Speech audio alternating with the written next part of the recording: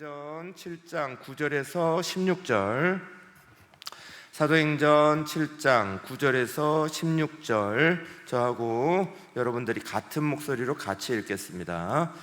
여러 조상이 요셉을 시기하여 애굽에 팔았더니 하나님이 그와 함께 계셔 그 모든 환난에서 건져내사 애굽 왕 바로 앞에서 은총과 지혜를 주시매 바로가 그를 애굽과 온 자기 집에로 세우셨느니라.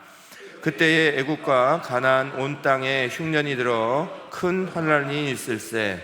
우리 조상들이 양식이 없는지라 야곱이 애굽에 곡식이 있다는 말을 듣고 먼저 우리 조상들을 보내고 또 재차 보내매 요셉이 자기 형제들에게 알려주고 또 요셉의 친족이 바로에게 드러나게 되니라. 요셉이 사람을 보내어 그의 아버지 야곱과 온 친족 75사람을 청하였더니 야곱이 애굽으로 내려가서 자기와 자기의 형들이 거기서 죽고 세겜으로 옮겨져 아브라함이 세겜 하몰의 자손에게서 은으로 값주고 산 문화가 되었느라. 아멘.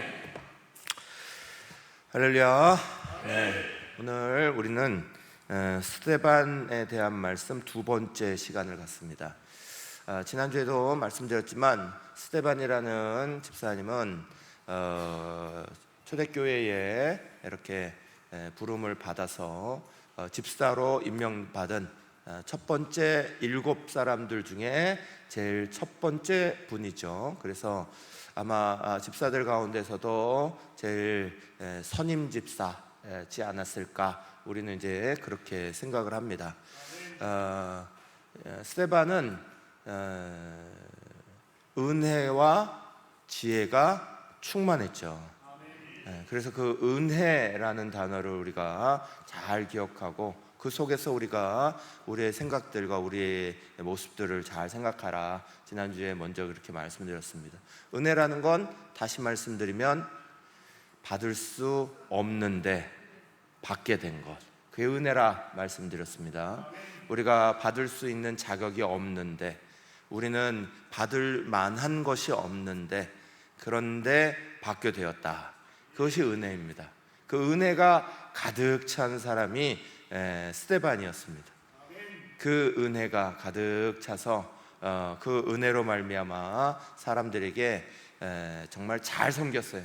교회 안에서도 잘 섬겼고 또 밖에 나가서 당당하게 예수를 외쳐야 될 때 물러나지 않고 당당하게 외쳤습니다. 그 결과가 초대교회의 여러 사람들이 그랬듯이 스데반에게도 핍박으로 돌아왔습니다.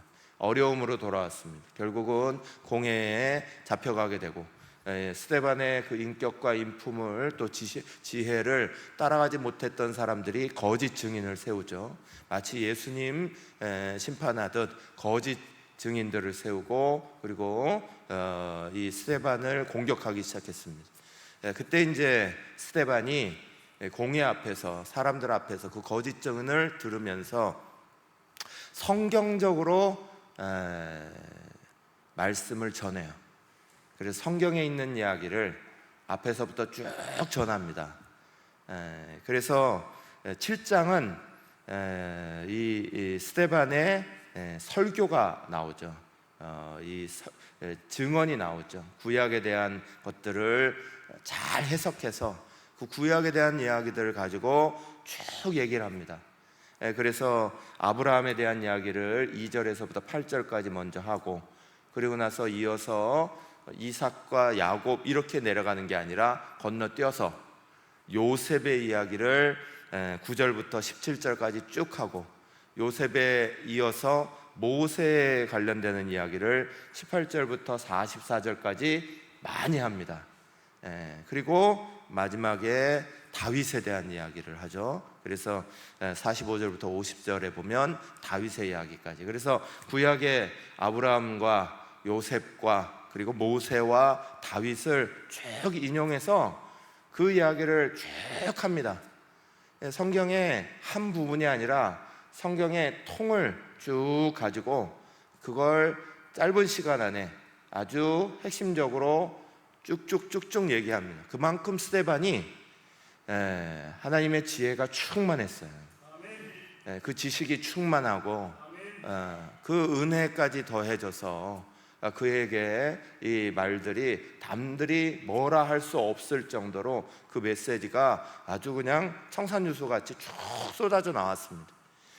이 설교의 주제가 뭐냐, 이 7장에 나타나는 설교의 제일 중요한 주제를 51절부터 53절에서 이렇게 축약해서 말했어요. 목이 곧고 마음과 귀에 할례를 받지 못한 사람들아, 너희도 너희 조상과 같이 항상 성령을 거스리는도다. 너희 조상들이 선지자들 중에 누구를 박해하지 아니하였느냐? 의인이 오시리라 예고한 자들을 그들이 죽였고 이제 너희는 그 의인을 잡아준 자요 살인한 자가 되나니 너희는 천사가 전한 율법을 받고도 지키지 아니하였도다 하니라. 아멘. 51절부터 53절에 주제가 나옵니다. 앞에 아브라함으로부터 시작해서 지금 다윗의 이야기까지 쭉 얘기한 제일 중요한 주제는 51절 하반절 말씀이에요. 51절 하반절에 이렇게 기록해놨죠. 너희도 너희 조상과 같이 항상 성령을 거스리느니라 그랬습니다. 너희 안에는 참 나쁜 습관이 있다는 거예요. 우리 모두에게는 너무 나쁜 습관이 있다는 거예요. 하나님께서 우리를 인정하고 하나님께서 우리를 받은 것이 너무 좋은데, 그런데 그 하나님의 은혜를 이렇게 배반했다는 거예요. 그때마다 너희가 조상과 같이, 이미 조상들이 그렇게 행했는데 그것들을 보면서 지금 너희도 똑같이 그렇게 하고 있다는 거예요. 그걸 보면서 우리의 반면교사 삼아서 거울 삼아서 우리는 그렇게 하지 말아야지, 돌렸으면 되는데 그렇게 하지 아니하고 그 모습같이 지금 너희도 성령을 거스리는도다 그랬습니다. 이게 주제예요. 하나님이 지금 어떻게 일하시는지 너희는 관심이 없다. 하나님이 오늘 어떻게 사람들에게 나타나고 계시는지 너희에게는 관심이 없다. 그저 너희는 눈앞에 보이는, 또 너희가 가지고 있는 이런 체제, 너희가 가지고 있는 모습, 너희가 가지고 있는 전통, 너희가 가지고 있는 율법, 이런 것들을 지켜내고 너희 기득권 지켜내고 가지고 있는 것 지켜내려고 그렇게 애를 쓴다. 이게 모든 것들이 다 뭐를 거스리는 거예요? 성령을 거스리는 거다. 성령을 거스리는 일들을 하지 말라 되는데 이들이 성령을 거스리는 일들을 하고 있다. 하나님이 참 우리를 사랑하셔서 우리에게 모든 걸 다 주시는 분이에요. 오늘도 우리 어느 집사님하고 그런 이야기를 쭉 하다가 왔는데, 하나님이 우리를 구원하신 그 구원은 완전한 구원이에요. 내가 그 예수를 받아들이기만 하면 놀랍게 하나님이 우리를 다 구원하신 놀라운 구원이에요. 웬만해서는 이 구원을 끊을 것이 없어요. 그래서 그 사랑에 대해서 로마서는 우리 가운데 말하죠. 그 사랑의 넓이와 길이와 높이와 깊이가 얼마나 큰지 측량할 수가 없다는 거예요. 그 얼마나 놀라운지, 그 사랑에서 우리를 끊을 수 있는 것이 없다는 거예요. 사망이나 생명이나 죽음이나 적신이나 부나 어떤 것도, 그 어떤 것도 하나님의 사랑에서 우리를 끊을 수 없느니라 악으로 선포하잖아요. 그런데 성경에 하나님을 거스리는 것, 성령을 거스리는 것에 대해서는 강하게 말씀해요. 그거는 죄 짓는 거다. 그건 이미 하나님을 떠난 거다. 거기에 대해서 아주 강하게 말씀하고 계시죠. 하나님은 그 크신 사랑으로 우리를 다 품으십니다. 그러나 하나님 앞에 가장 중요한 죄악 중의 죄악은 하나님을 안다 하면서 성령을 거스리고 살아가는 거예요. 하나님을 아는 게 아니죠. 하나님을 이용하는 거죠. 하나님 앞에 우리가 순종하고 그분을 경배하고 예배하고, 그게 하나님을 따르는 거죠.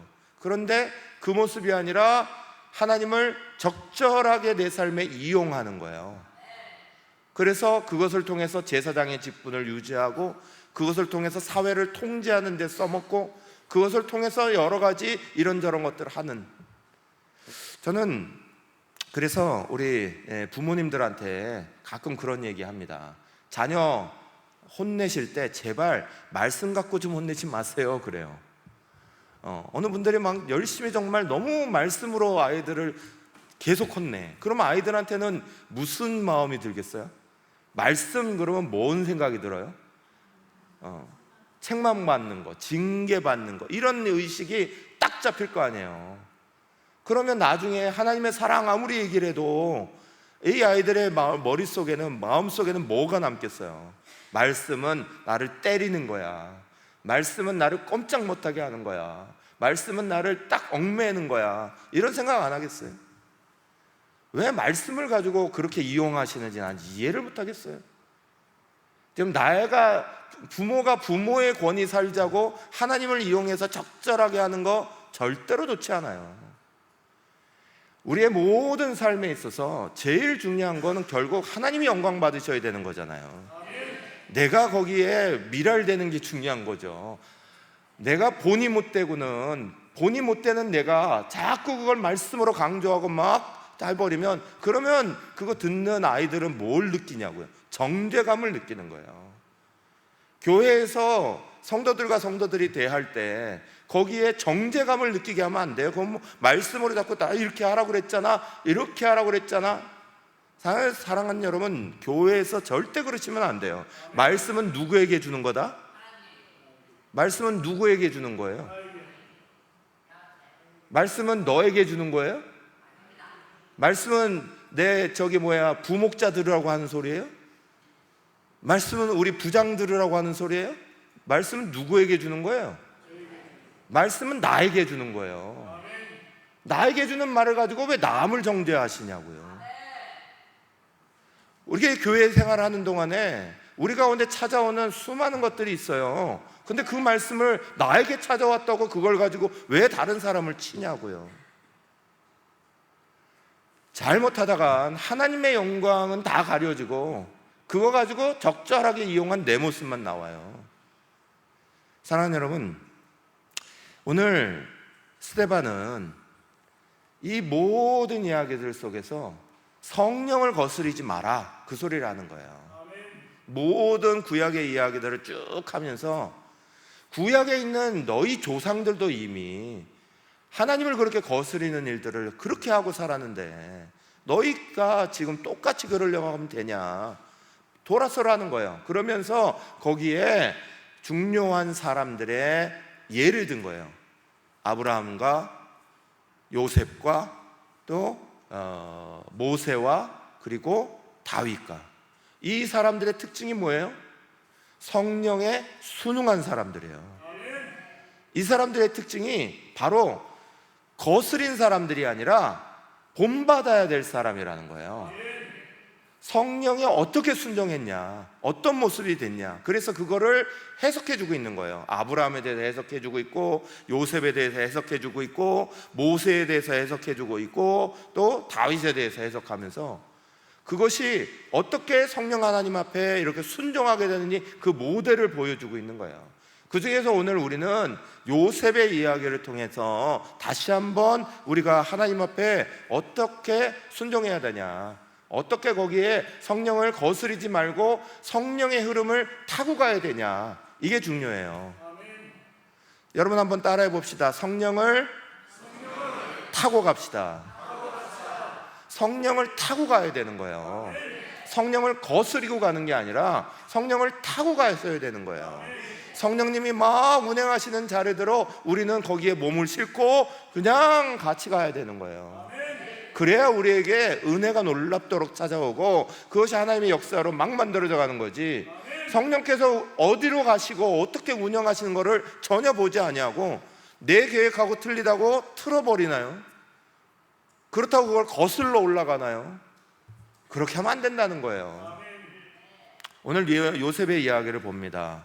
요셉의 이야기, 사도행전 7장 9절 우리 같이 한번 읽겠습니다. 시작. 여러 조상이 요셉을 시기하여 애굽에 팔았더니 하나님이 그와 함께 계셔. 아멘.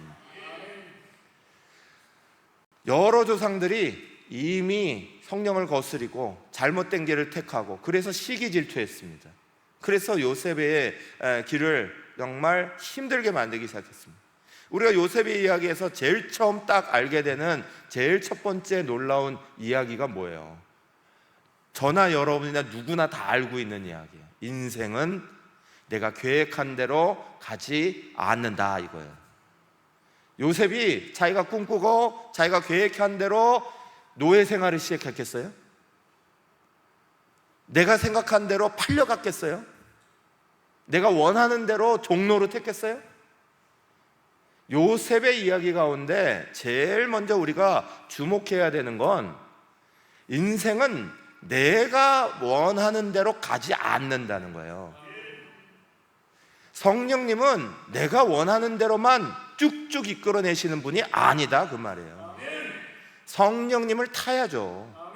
중요한 건 내가 어디로 원하려고 그랬는데 어디로 갔다, 이게 아니에요. 내가 일로 가려고 했는데 어쩔 수 없이 일로 왔어, 이게 원하는 게 이게 중요한 게 아니에요. 거기서 이쪽으로 가던 이쪽으로 가던 뭘 타야 된다고요? 성령님을 타냐, 그게 중요한 거예요. 길이 이렇게 틀어지느냐가 중요한 게 아니죠. 이렇게 옆방향으로 갔다, 이게 중요한 게 아니죠. 중요한 건 뭐다? 성령을 타느냐가 중요한 거죠. 내 가는 그 걸음에도 성령님은 동행하고 계시니까, 내가 움직이는 자리에 성령님이 같이 가고 계시다. 아골골짝 빈들에도 주님이 나와 함께하고 계시다. 믿으십니까? 정말 믿으십니까? 내가 원하는 길이 아닌데요, 아골골짝 빈들은? 아골골짝 빈들은 내가 원하는 데가 아니잖아요. 근데 거기도 성령님이 운행하고 계시다. 믿으세요? 여러분, 우리는 그걸 봐야죠. 우리가 지금 이걸 얼마나 틀어졌냐, 어디로 딴 데로 가냐, 이게 중요한 게 아니라 거기에도 성령님이 일하고 계시다, 그걸 봐야죠.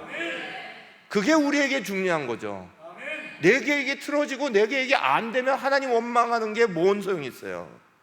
하나님이 원하셔서 그 길이 아닌 다른 길을 주실 수도 있는 건데, 하나님이 그거보다 더 좋은 길로 주실 수도 있는 건데, 하나님을 타느냐, 성령님을 타느냐, 성령님을 거스르느냐, 그게 문제인 거죠, 우리에겐. 근데 왜 우리는 자꾸 내 계획이 이쪽이냐 이쪽이냐 이것만 가지고 좋아했다가 실망했다고 그러잖아요. 내가 원하는 대로 이쪽 방향 다 됐으면, 내가 원하는 대로 이쪽 방향 다 하겠으면, 그렇게 다 되면 여러분은 재벌 되셨게요. 재벌 되시면 또 뭐 다 좋게요. 사랑하는 여러분, 우리가 중요한 건 이쪽 방향이냐 이쪽 방향이냐, 이 길이냐 저 길이냐가 아니에요. 내가 그 길에서 함께 하시는 하나님을 타느냐. 요셉은 지금 세바는 이 요셉 얘기를 지금 그 얘기를 하고 있는 거예요. 사람들이, 이스라엘 백성들이 원하는 방향으로 가지 않았다는 거예요. 요셉이 원해서 애굽으로 들어간 게 아니잖아요. 근데 거기에 이미 성령님이 흐르고 계셨다는 거예요. 이미 거기에서 일하고 계셨다는 거예요. 그러면 가나안에 남아 있어야 된다는 거예요? 애굽으로 가야 된다는 거예요? 애굽으로 가야 된다는 거죠. 그렇기 때문에 요셉을 먼저 보내시고 요셉을 먼저 그렇게 하게 만드신, 요셉은 성령의 흐름을 탔다는 거예요.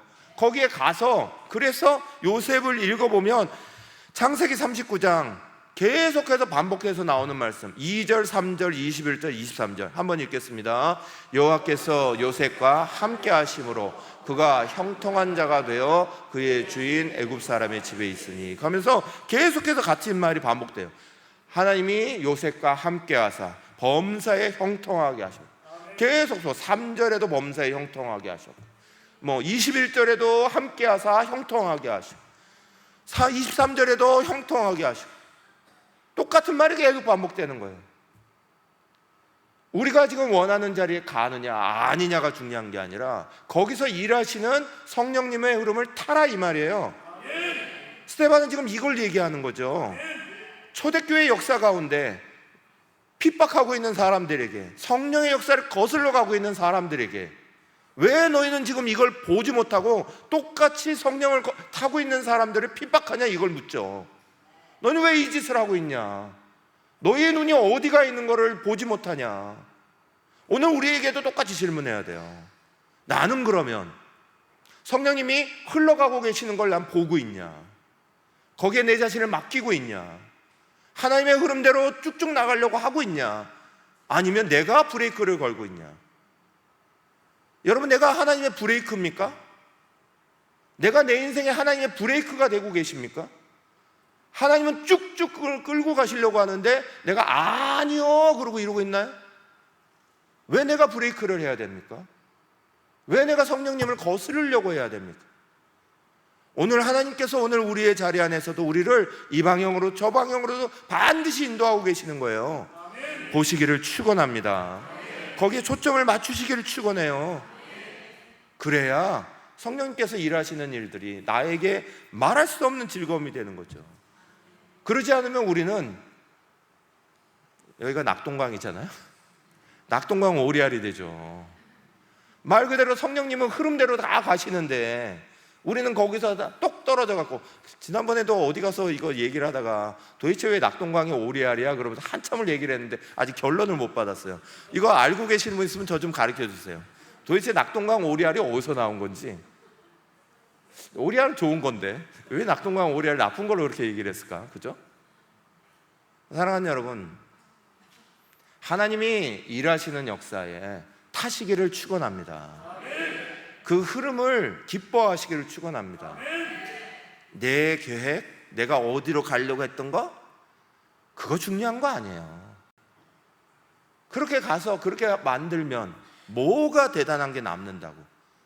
여러분의 인생에 이렇게 만들면 뭐가 그렇게 대단하게 남는다는 게 있다고, 그걸 확신하셔가지고 하나님께서 내게 하시는 그 놀라운 은혜들을 그냥 쉽게 생각하십니까? 말을 안 들으면 이렇게 틀기도 하시는 거고 저렇게 바꾸기도 하시는 거고. 그래서 중요한 건 내가 세상 끝날까지 너와 함께 하리라고 그러셨잖아요. 약속하신 분은 누구다? 하나님이시다. 그 약속을 하신 분은 사람이 아니라, 사람은 누구든지 시건하고 거짓말하고 말을 바꾸는 것을 좋아하지만 우리가 잘 알듯이 하나님은 인생이 아니시니, 하나님은 사람이 아니시니 시건치 않으시고 한 번 말씀하신 것을 헛되이 바꾸지 않으시고, 그분은 세상 끝날까지 너와 함께 있을 거야 약속하시면 끝까지 이렇게 하시는 분이잖아요. 여러분, 우리는 그걸 믿어야죠. 그래서 성령님을 타야 되는 거예요. 성령님 타려면 뭐 해야 돼요? 성령님 타려면 뭐 해야 돼요? 제일 간단하게 뭐 해야 돼요? 경건의 능력 쌓아야죠. 육체의 능력을 쌓는 게 아니라 경건의 능력을 쌓아야죠. 경건한 능력을 쌓아야죠. 하나님을 만나는 법을 알고 그거 보드 타는 거 해봐야죠. 여러분, 요즘에 부산 같은 이런 바다 옆에는 사람들이 검은 목장을 하고 바닷가로 나와가지고 판때기 위에 올라가려고 그렇게 애를 많이 써요. 그럼 뭐 하는 거죠? 우리나라도 이제 소득순위 엄청 올라가니까 서핑 뭐 이런 거를 막 해서 실제적으로 막 하잖아요. 그거 타시는 거 봐요. 그거를 거스르고 거기에 균형 못 잡으면 꼴까닥꼴까닥해요. 그런데 그거 딱 타고 멋지게 그걸 타고 쫙 나오는 사람 보면 얼마나 멋있어요. 파도를 타고 쭉 달리는 사람 보면 막 쑥 날아가는 것 같잖아요. 얼마나 멋있어요.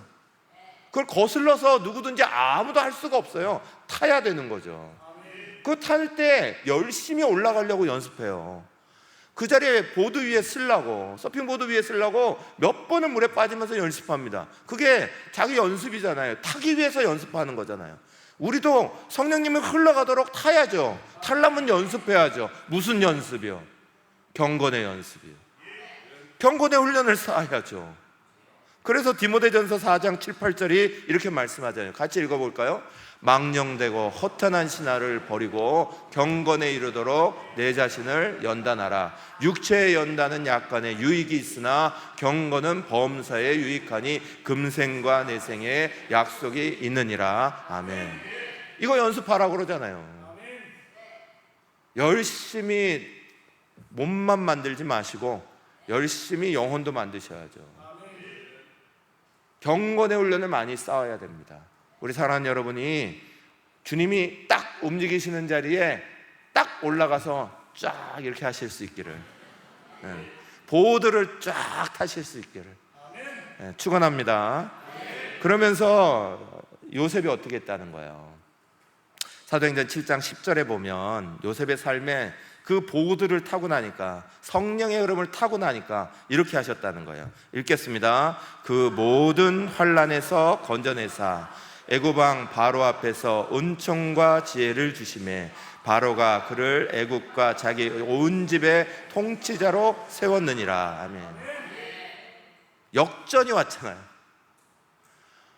우리의 요셉의 삶 속에서 가장 중요하고 가장 익사이팅하게, 가장 신나게 보는 게 뭐예요?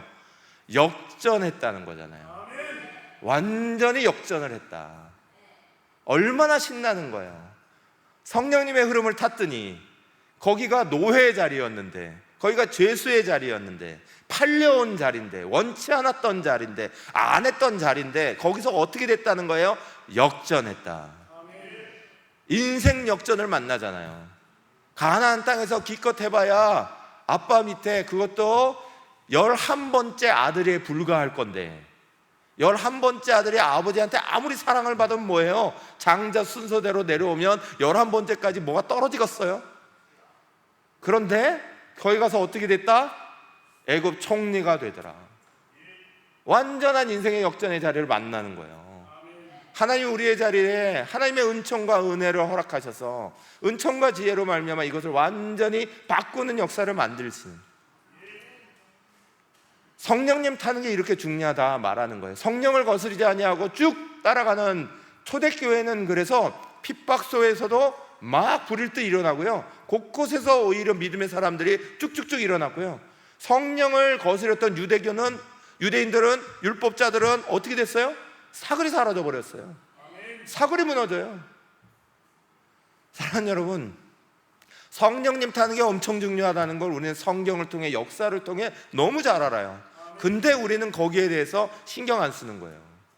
오늘 내게 급하니까, 오늘 내가 내 문제 해결하는 게 급하고, 내 당면 거를 해결하는 게 급하고. 사랑하는 여러분, 저와 여러분 모두는 하나님의 지혜, 하나님의 역사를 만나시기를 축원합니다. 지혜는 분명히 두 가지가 있다. 성경은 우리 가운데 가르쳐요. 하나는 땅으로부터 오는 지혜가 있고, 하나로는 하늘로부터 오는 지혜가 있다. 야고보서 3장 14절 16절은 이렇게 말하죠. 그러나 너희 마음속에 독한 시기와 다툼이 있으면 자랑하지 말라. 진리를 거슬러 거짓말하지 말라. 이러한 지혜는 위로부터 내려온 것이 아니요, 읽게요, 같이. 땅 위의 것이요 정력의 것이요 귀신의 것이니 시기와 다툼이 있는 곳에는 혼란과 모든 악한 일이 있음이니라 그랬어요. 지혜는 두 종류라니까요. 한 종류는 땅으로부터 오는 거라니까요. 이건 땅으로부터, 정욕으로부터, 귀신으로부터 오는 지혜다, 그렇게 말합니다. 어떤 부부가 부부싸움을 했어요. 부부싸움을 막 하고 나니까 서로 화가 나잖아요. 얼굴도 보기 싫어. 남편은 안방에 팍 들어가고 아내는 부엌으로 확 들어가 버렸어요. 근데 시간이 지나가니까 싸움을 했어도 배는 고파. 배가 고프니까 남편이 소리를 꽉 지르는 거예요. 안방으로 바꿔줘! 그랬어요. 그랬더니 조금 있다가 똑똑똑 소리가 나요. 그래서 이제 내가 이겼나 보다. 그리고 문을 딱 열어드렸어요. 그랬더니 이상한 남자가 밥이요? 그러고 가져오는 거예요. 깜짝 놀라고, 당신 누구냐고, 어떻게 들어왔냐고. 그랬더니 이분이 하던 말씀, 퀵 서비스인데요, 아내분이 불러서 마루에서부터, 저희 부엌에서부터 안방으로 가져다 드리라고 그랬다고. 그래 가져왔어요. 그러고 나서 이분이 가면서 한마디를 더 해. 기절했잖아요. 이분이 뭐라고 그러고 가셨게요? 요금은 착불입니다 그랬대요. 이게 지혜예요? 이런 게 지혜예요? 감정 싸움이지. 머리를 쓴 거예요 이게? 서로 간에 이거를 그러려고 한 거예요? 사랑하는 여러분, 내 야근수 만들어내고, 내 감정 안 풀고, 내 맘대에 따라서 막 이거 하는 거, 그걸 지혜라고 생각하면 큰일 나죠. 그건 땅으로부터 올라오는 지혜예요. 정욕으로부터 올라오는 지혜, 귀신으로부터 나오는 지혜가 있다니까요. 그거 하지 말라 성경이 말하는 거예요. 이런 지혜 하면 안 된다. 그런 거 하면 안 된다. 그럼 어떻게 하라고 그랬냐? 야고보서 3장 17절부터 18절 같이 읽겠습니다. 오직 위로부터 난 지혜는 첫째 성결하고 다음에 화평하고 관용하고 양순하며 긍휼과 선한 열매가 가득하고 편견과 거짓이 없나니 화평하게 하는 자들은 화평으로 심어. 사랑하는 여러분, 위로부터 나는 지혜는 이런 열매를 맺어요. 성결하고 하나님 앞에 거룩하고 깨끗하다는 거예요. 화평하고 서로 간에 다 평화롭게 이걸 만든다는 거예요. 화평이 없는 곳에 오히려 화평케 하는 자로 가죠. 관용하고 양순하고 부드럽게 그 사람을 다 끌어안는다는 거예요. 긍휼과 선한 열매가 가득하고 불쌍히 여기는 마음, 그 사람을 도우려고 하는 마음이 가득하고 편견과 거짓이 없나니 화평하게 하자는 자들은 화평으로 심어 의의 열매를 거두느니라 그랬어요. 이게 위로부터 나오는 지혜의 특징이다 그랬어요. 우리가 어떤 일들을 하고 나면 이런 열매를 맺어야죠. 하나님으로부터 나온 것들을 하면 이런 열매를 맺어야죠. 이거 여기에 있는 거에 이 말씀을 다 읽어보세요.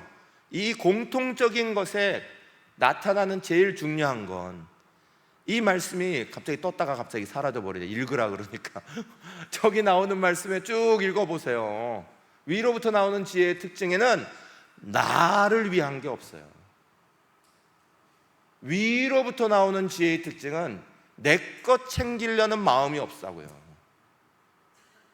땅으로부터 나오는 지혜, 귀신으로부터 나오는 지혜의 특징은 내 것부터 챙기겠다는 거예요. 내가 보상받아야 되고 내가 위로받아야 되고 내가 편안해져야 되고 이게 거기서부터 나오는 거예요. 그런데 위로부터 나오는 지혜의 특징이 뭐예요? 나라는 존재가 없어요. 여기에는 나는 빠지고 다른 거 세워주겠다는 거예요. 옆에를 다 세워놓겠다는 거예요. 그게 위로부터 나오는 지혜의 놀라운 특징이에요. 여러분 한번 따라해 보시죠. 당신 멋져. 네, 옆에 사람에게 한번 해봅시다. 당신 멋져. 네. 여러분 이게 무슨 뜻이냐? 앞으로는 여러분 우리 열심히 당신 멋져 하고 살아야 돼요. 네, 당신 멋져. 당부터 해보세요. 당신 멋져. 당당하게 살자. 신명나게 살자. 멋스럽게 살자. 뭐겠어요? 져주며 살자. 당신 멋져 해야 돼요. 당신 멋져. 이게 무슨 지혜? 위로부터 오는 지혜예요. 당신 멋져 그러시라니까요. 당당하게 살자. 내가 가난하고 못 배우고 내가 가진 거 없고 뭐가 없지만 나는 예수로 살아요. 당당하게 살아야죠. 어느 곳에도 나는 예수로 살아요. 예수가 나의 전부예요. 당당하게 살아야죠. 신은 뭐라고요? 신명나게.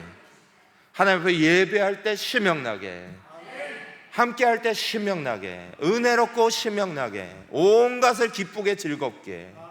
하나님 우리에게 주시는 가장 큰 마음 중에 하나는 기쁨의 마음이니까, 즐거움의 마음이니까 신명나게 살아야죠. 거기에 세 번째는 뭐라고요? 멋지게 살아야죠. 멋진 게 뭐예요? 매력 발산하고 사는 거잖아요. 명품으로 치장하지 않아도, 화장 멋지게 하지 않아도 그 속에서 나오는 매력들이 막 퍼져나오는 사람이 최고예요. 매력 있는 사람이 엄청 많잖아요. 우리 수빈 전도사님 얼마나 매력적이에요. 보면 그냥 매력덩이 아니에요? 여기 없죠. 이런 중요한 얘기할 때는 여기 없어. 얼마나 매력덩이야. 우리는 정말 매력덩이들이 많아요. 자기 매력을 발산하고 그대로 살아가야죠. 얼마나 멋있는 거예요. 왜 남 흉내 내려고 그러고, 왜 누구 거 어쩌고 이러고, 왜 거기 밑으로부터 나오는, 땅으로부터 나오는 지혜에 그렇게 목매입니까? 정욕의 지혜에 왜 이렇게 목매입니까? 거기에 당당하셔야죠. 신명나고 멋지게 져주며 사는 거. 져주는 게 이기는 거 아시죠? 지는 사람이 이기는 거예요. 그래서 제가 전에도 이거 말씀드렸는데, 부부 싸움하면 누가 겸손한 사람이다? 누가 겸손한 사람이다? 먼저 사과하는 사람이 겸손한 사람이다. 둘이 붙었어요. 부부 싸움 아니어도 좌우가 누군가 뭔가 붙었어요. 누가 겸손한 사람이다? 먼저 사과하는 사람이 겸손한 사람이다. 끝까지. 세상은 뭐라고 그런다고요? 세상은 뭐라고? 계속해서 이럴 때에 잡아야 되는 거야. 이럴 때 기싸움에서 이겨야 되는 거야. 이러잖아요. 근데 성경은 뭐라고 그런다고요? 져줘야 된다. 내려놔야 된다. 성경은 기싸움하라는 소리가 한 번도 없는데 왜 이렇게 기싸움을 하려고 그러죠? 기싸움하지 마요. 성도들끼리도 기싸움하지 말고, 부부끼리도 기싸움하지 말고. 기싸움할 게 뭐 있어요? 내려놓으면 되는데, 낮아지면 되는데, 그러면 이기는데. 그러면 주님 말씀대로 지극히 낮추사, 그 다음에 뭐예요?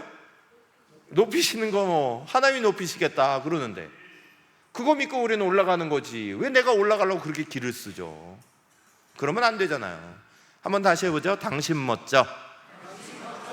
옆에 분들 지그시 바라보시면서 한번 멋지게 한번 해주세요.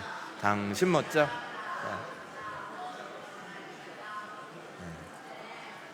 그래서 마지막 말씀, 사도행전 7장 14절에서 16절을 이렇게 말합니다. 같이 읽겠습니다.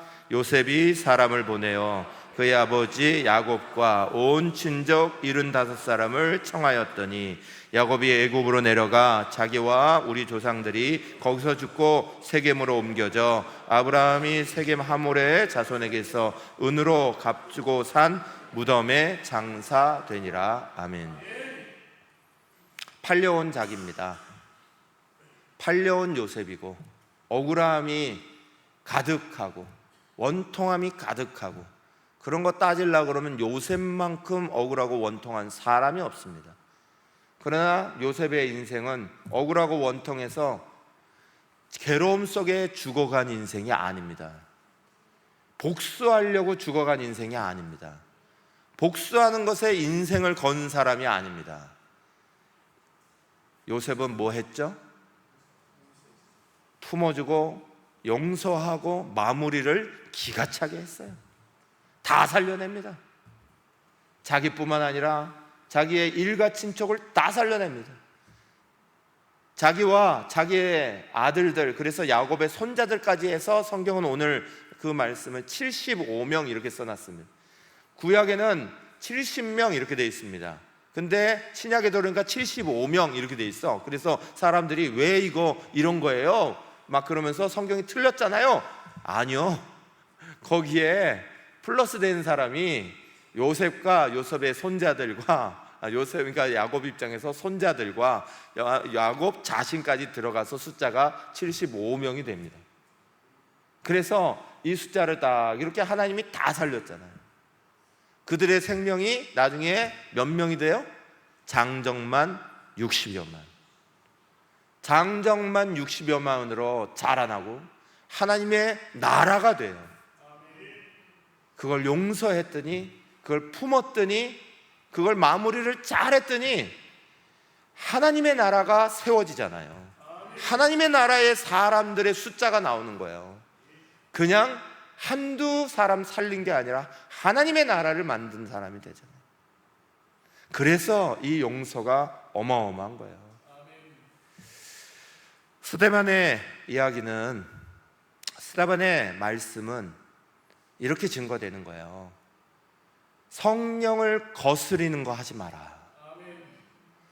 성령을 거스린 사람이 아니라 성령을 탄 사람을 봐라. 요셉을 봐라.